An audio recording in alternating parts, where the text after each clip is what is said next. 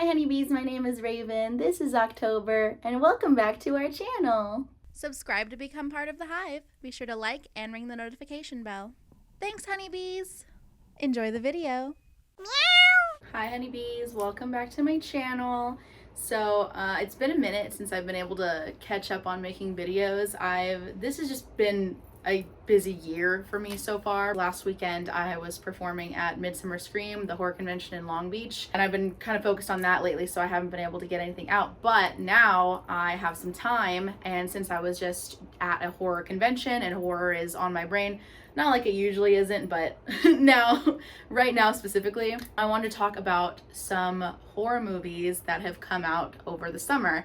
It's been kind of a horror summer. It's not just horror, but that's kind of what I've been seeing lately. So I thought I would talk about a few of those movies today and just kind of catch up on some of the things I saw over the summer so far. There's a couple I want to go over today, so let's just get right into it. This one isn't really worth mentioning. I'm just gonna say it just to say that I saw it. I saw Skill House. Skill House is a movie about influencers, starring influencers, and you could tell that these are influencers and not actors. It takes place in one of those content houses. I don't know the name of it. I'm not really the type of person who follows influencers like that. How many times can I say influencers in a row? This was a movie that's kind of like Saw, but with internet personalities are in this house and they have to complete these different tasks to get the most followers. Their accounts are wiped clean and they have to play these deadly games in order to survive, and there's like one winner. Like I said, I don't really want to get into this one too much. It was just bad. I mean, you could tell that none of these people were actors. When I went to the movie theater and I saw this, it opened with the lead actor saying like, oh yeah, like I'm an influencer who actually lived in this house, so it's crazy I got to make a movie here and I've never been in a movie before, so this was really cool. And it's obvious he's never been in a movie before.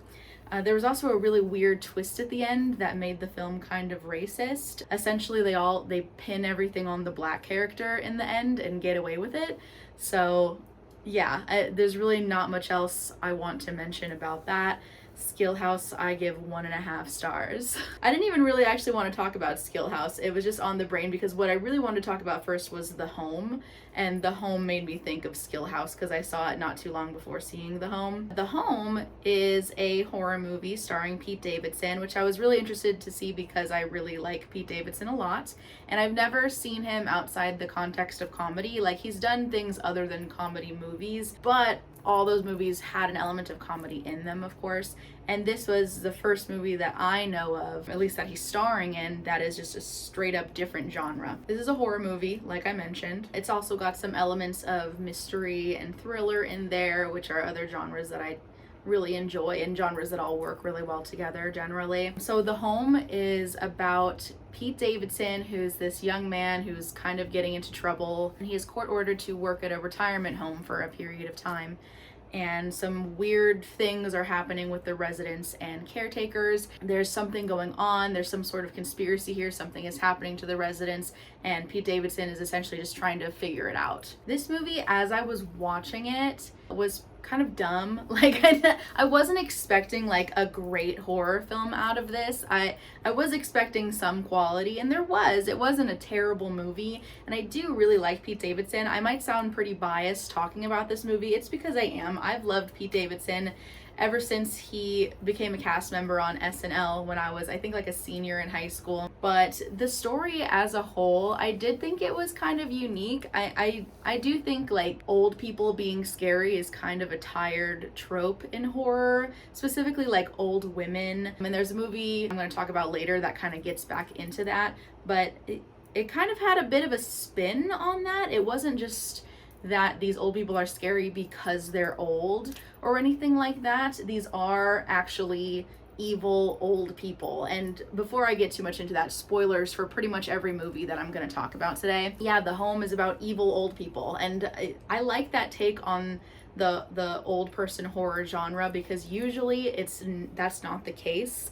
Like, the old people are scary like because they're old and their bodies are falling apart, or something dumb like the old lady is a witch. That's not always dumb, but like that's kind of like how we usually view old people, specifically old women in horror, they're either scary because they're old or they're scary because they're a decrepit old witch. And it's kind of like, I'm sick of that. So The Home gave kind of a unique new take on old people in horror. I was also pleasantly surprised at this reveal that the old people were evil, because the whole time we're kind of thinking something is happening to the old people. Like there's a conspiracy where the caretakers are killing them, they're taking advantage of them, selling their possessions, taking advantage of them in some way, and that's what Pete Davidson thinks he's uncovering. But really it's all a game by the residents and caretakers in an effort to steal Pete Davidson's young essence and stay young forever. And that's actually a phrase that they do use in the movie. They want to steal his essence. So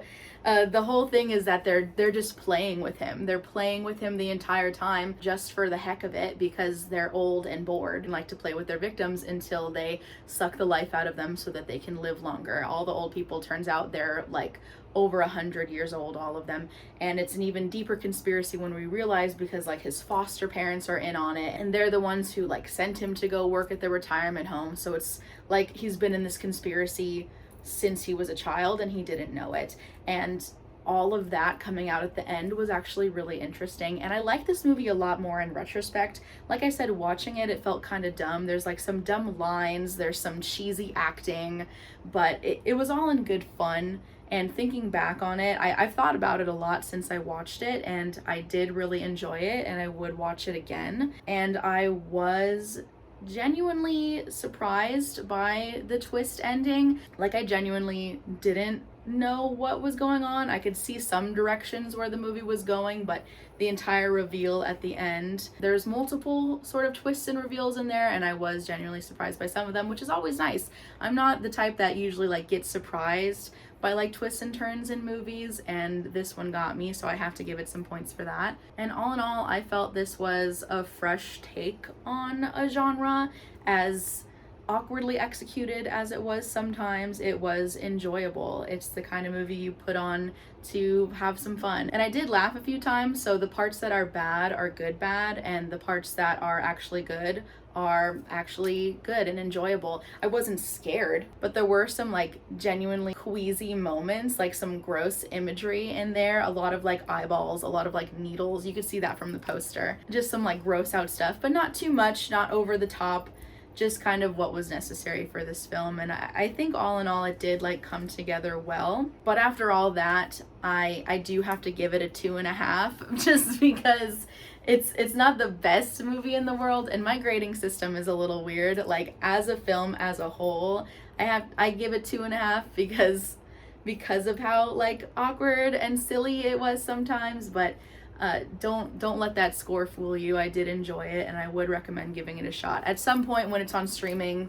you know, during the spooky season, October, you're looking for a movie to put on that you haven't seen before. If you haven't seen The Home, watch The Home. Hey, it's Editing Raven in October here. I just wanted to mention before I finish talking about The Home, what I forgot to say during my review is that my absolute favorite scene in that movie is at the very end, after everything is all revealed, when Pete Davidson just slaughters all the old people, just rips through, massacres all those evil old people. It reminded me of when Bill Skarsgård went through his like bloody massacre at the Opera House at the end of the Crow remake, and he's just slashing through everybody, heads are coming off, everyone's all shot and stabbed, and it's just a whole bloody affair. A very similar thing happens with Pete Davidson at the end of The Home. That was my favorite scene in the Crow remake, and that was my favorite scene in The Home. So I would be amiss if I didn't mention that Pete Davidson just slaughters the fuck out of a bunch of old people at the end of The Home. So I would recommend it really for that scene alone. I also saw Together. Together is a movie about a couple who move into a home together. They're having issues. It's really about codependency, and something happens that makes them physically merge together. It's hard to give a little summary of this movie, but but it's a body horror, and it's not that it's gross. The Home definitely had grosser things in it than this, but Together definitely is body horror. The problem with it though is that I don't think it goes far enough with it. I've critiqued a lot of body horror and shock horror movies before. Movies like Titan or infinity pool that kind of misuse shock in that they overuse it, or they use it just for the sake of shock rather being like necessary or relevant for the story that they were telling. Movies that are specifically going for body horror and shock without working it very well into the plot.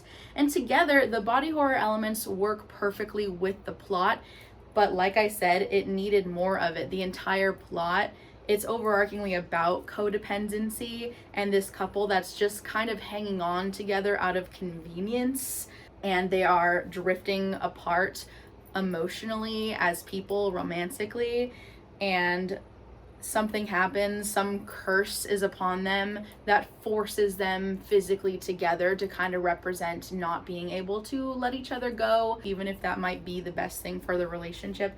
I also don't really like how Together handled this theme in the ending, but I'll get to that in a minute. So Dave Franco and Alison Brie star as the couple, and I thought they both did a really good job. Specifically Dave Franco, I really loved the emotion he put into this performance, and him and Alison Brie, like they're a couple in real life, so obviously there's some chemistry there, but I really enjoyed Dave Franco's performance. Specifically, he's this sort of like, I don't want to say deadbeat, I guess you could say lesser contributing partner in the couple. He's a musician, but not super successful. He's a city boy. He doesn't know how to drive. And Alison Brie is his longtime girlfriend who gets a job in the countryside, and so they move for her job, and she kind of has to do things for him. He goes with her because they've just been together for so long, but you can tell he doesn't really want to. She actually proposes to him in the beginning, and it's really, really awkward because you could tell he wants to say no, but he says yes, not to embarrass her. So it's set up pretty early on that the relationship between this couple, like their romance, is kind of fizzling out, and they're getting to a point where they're just going different places in life, but they're staying together because they don't really know any other way to be. And I think a lot of people can relate to that, you know, being in a relationship, whether that's a romantic relationship or a friendship or something like that, where you're really only with the person because it's what you're used to, it's part of that routine, and it's too scary to think about what life would be like without that person because they've been there so long. And that's kind of what I was getting from this couple. They're going through this sort of growth period in the relationship that's testing them, and the reason they start to merge together is because they drink this weird cursed water in a cave, which was a really stupid decision. It's like talking about just characters always make stupid decisions in horror movies. The decision that Dave Franco's character makes to drink water at the bottom of a cave that they're trapped in is so stupid. Like, why would you do? At the very least, you're gonna get dysentery. Like, that's crazy. But the explanation at the end of the day is cult magic. There's a cult that used to live on the land that they moved to of people who wanted to merge with their partners. And one of the characters we meet in the movie is one of these merged partners. We find out at the end. So that was actually kind of interesting. I would have loved to know a lot more about this cult and why they did this and how it's possible and how long it's been going on. The movie really did not touch on all that stuff very much, the supernatural culty aspect of it, and that was definitely the most interesting part. And if they didn't want to focus more on that, then they needed to focus more on the couple themselves, because they had so many problems, and then by the end of it they're acting like their problems are solved and they're okay with merging together and becoming one person forever, but none of the issues that they had throughout the movie got resolved. Like, it really did not seem like they liked each other very much. And then all of a sudden in the end, after they go through this weird little journey, it just feels like all of a sudden they accept their fate. They don't want to solve the issue anymore, and they're fine just being together forever. And it's supposed to be like this cute romantic sweet moment where they make the decision, kind of like accepting a proposal, like a callback to the beginning scene. But they did nothing to prove that they really love each other or that they could get over their issues. They never even went over any logistics of how it would be to live as one person. They just kind of decided not to fight it anymore, because they're fighting staying apart the entire movie. Their bodies are physically moving towards each other, and whenever they touch, their skin merges. There's a really fun scene where they have sex and get stuck in each other and have to like pull apart from each other. And then there's a scene that's shown in the trailer where their arms are merging together and they have to saw each other apart. And going back to what I said about they needed more, in the trailer they show like a split second of that scene. The actual scene is only like 2 seconds longer than what you see in the trailer. I wanted to see their arms splitting apart. They show us 1 second and then cut to them sitting next to each other, all bandaged up already and covered in blood. Like I feel like they definitely wanted to appeal to a wider audience and not just the body horror audience. But if you're gonna make a body horror, make a body horror. It's like they were scared to really go there. They almost went there in a lot of scenes, but they never really like went there. You know what I mean? I don't know why this turned into a rant. I didn't hate the movie. I did enjoy it. They do merge together into one person at the end. And that was pretty funny because the other character in the movie that is a merging of a couple, it's a gay couple, so it's just two men that merge into a different man who has similar features to both men. And so I thought, if Dave and Allison merge together, are they going to make a non-binary person? And the answer is yes, they did. they made a gender neutral looking person with a low voice. We see 1 second of in the end. That was funny, at least, despite a feeling unearned based on the plot. There's still a lot to see and experience with this movie if you are interested. I'm not saying I like would recommend it as a good movie, but I wouldn't not recommend it. Like, I do think it's worth a watch on streaming at some point anyway. I give Together 3 out of 5 stars. And I did want to say a lot of the reason why I did enjoy it at the end of the day is because it was a very unique story. But I hesitate to say that because I know that there's this whole controversy about how this movie like directly copies another movie that came out recently. Like, it's like the same movie remade without giving any credit or anything like that. I don't know too much about that. I didn't really research it. I just read something that said that that's what was happening. But outside of that, this idea is a fun idea that I haven't seen before. So I did like it for that reason as well. And maybe I'll look that up some other time and actually watch the movie it's supposedly copying. So if not credit to Together, credit to that movie for this fun, cool idea. But yeah, 3 out of 5 for Together. So the next movie I want to talk about, hopefully pretty briefly, as long-winded as this is so far, is the movie Weapons. Weapons is about a bunch of kids in this certain teacher's class who at 2:17 in the morning all left their house and ran off.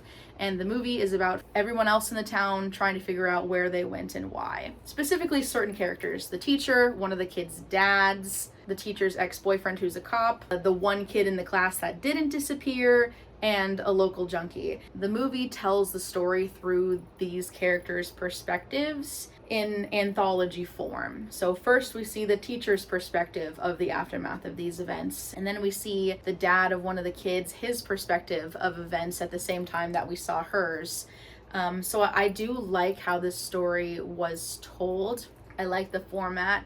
I like this sort of style of nonlinear storytelling where we're seeing the same period of events over and over and over again from different characters and what they went through, and then eventually seeing all these separate stories coming together in the end. So that part, which is the whole like first 2/3 of the movie, I liked.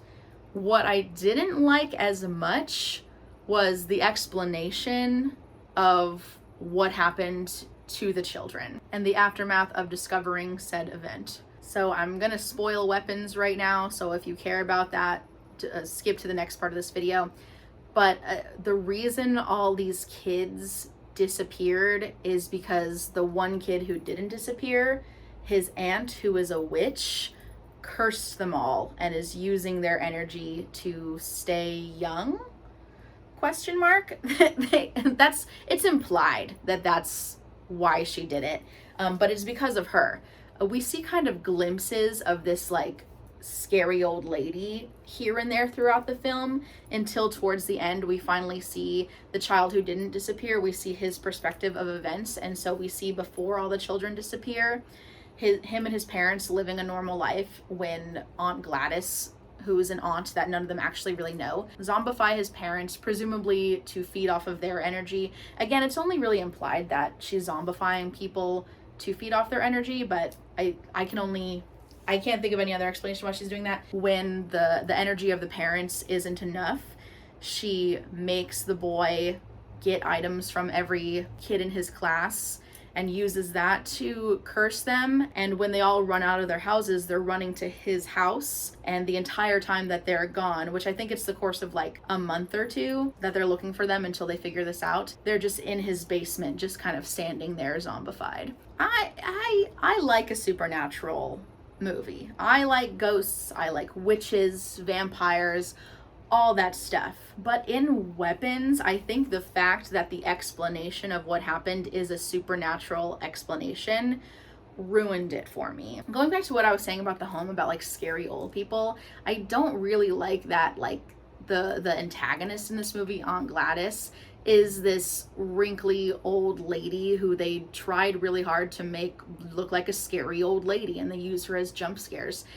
I think there's different ways to portray a witch or a supernatural being than scary old lady. I'm tired of like this portrayal, this stigma about old people being scary, just the image of an old person, like, ooh, aging and wrinkles is so scary. And it's really alienating for older people in society, I think. And I'm saying that as a future old person. I'm saying that because when I'm an old lady, I'm terrified of people thinking I'm scary because I'm old. Like, I can be a witch right now and be just as scary as when I'm 80 years old and my body is decrepit. I don't want to be scary because I've gotten older. It's a blessing to get older. And I could go on a whole rant about this philosophically. I'm not going to. It's just a piece of the horror genre that I'm tired of, that old people are scary. And maybe one day I'll make a video essay about it. Today is not that day. Just know that that piece of it really irked me in Weapons. And then just the fact that it was a witch. Like, even if she wasn't a scary old lady, the explanation for the events of the movie was, it was a witch. Not that that's lazy or anything, but it kind of brought it down for me. I was like, oh, it's a witch. Magic is real and this lady's evil. Like, okay, I feel like it was building up to something much more interesting than that, I think, is all I'm trying to say. But again, not that it was a bad movie. Until that point, it was pretty good. I was very interested. I loved seeing the different perspectives. I thought I really liked the performances. There's some good actors in this movie. There's some good imagery. I liked the sets, this small town. I was very immersed in it. I felt really immersed in this like small town life and the relationships between these people, and finding out the relationship through different forms of exposition. I like showing and not telling, and they didn't really have to like tell us too much. They showed a lot of what we needed to know, like in terms of like relationships between characters. We didn't get like, oh, you're my ex-boyfriend, we broke up 5 years ago and now you have a new wife. We got that information through realistic interactions between characters. And that's something I always enjoy, because it's really easy to tell an audience who people are and what they should be thinking about it. It's not always as easy to show that in a realistic manner, and I thought Weapons did a really good job of that aspect of it in terms of like character relationships. The ending was just kind of not impressive to me. I had a lot higher expectations for this film, but at the end of the day, like, I did enjoy the majority of it, and I would recommend giving it a watch, and I give it 3.5 stars out of 5. Okay, the last one I want to mention, it isn't really a horror movie, but I was horrified watching it, so I'm going to count it, and that movie is Eddington. Eddington is a film by Ari Aster, who is a filmmaker really good at making me feel like shit and making movies that are miserable in a very artistic way. He made Midsummer, He made Hereditary, movies that I think about for months and just generally make me feel like sad and like shit while I'm watching them. And Eddington was no different. A lot of good actors are in Eddington. Joaquin Phoenix, Pedro Pascal, Emma Stone, Austin Butler. Honestly, all the performances, even ones not by big name actors, were all really good, really realistic. This film felt very, very real. It takes place during COVID times, and so there was a lot of like just inherent tension because of that. It's about politicians in the era of COVID. And as we all know, as we've all lived through COVID, unless I have 3-year-olds watching this video, that was a time of high tension, no matter where you were.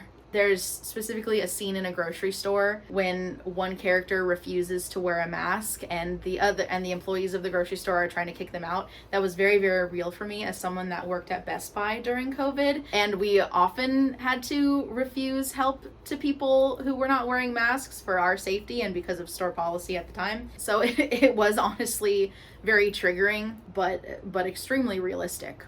This is a movie I really don't want to spoil. I don't really want to get into the details of the plot because I do recommend watching it. I didn't have a good time watching it, but that doesn't mean that I think the movie is bad by any means.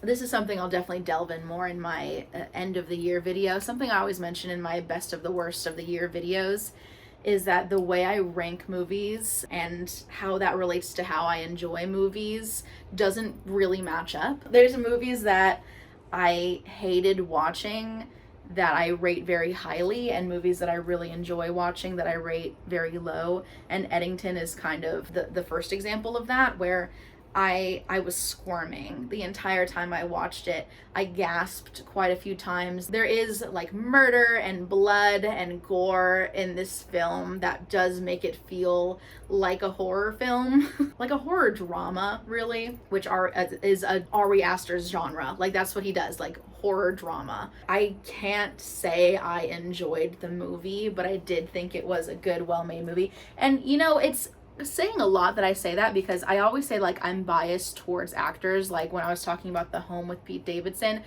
if that movie was starring anybody else, I probably wouldn't have enjoyed it as much, but I just really love Pete Davidson and I love seeing him on screen. It's the exact opposite with Eddington. I hate Joaquin Phoenix. I hate every movie he's in. I don't think his movies are bad, but he always plays these like sleazy, horrible characters for one reason or another. They're like either perverts or sad sacks, just miserable characters he always plays for one reason or another.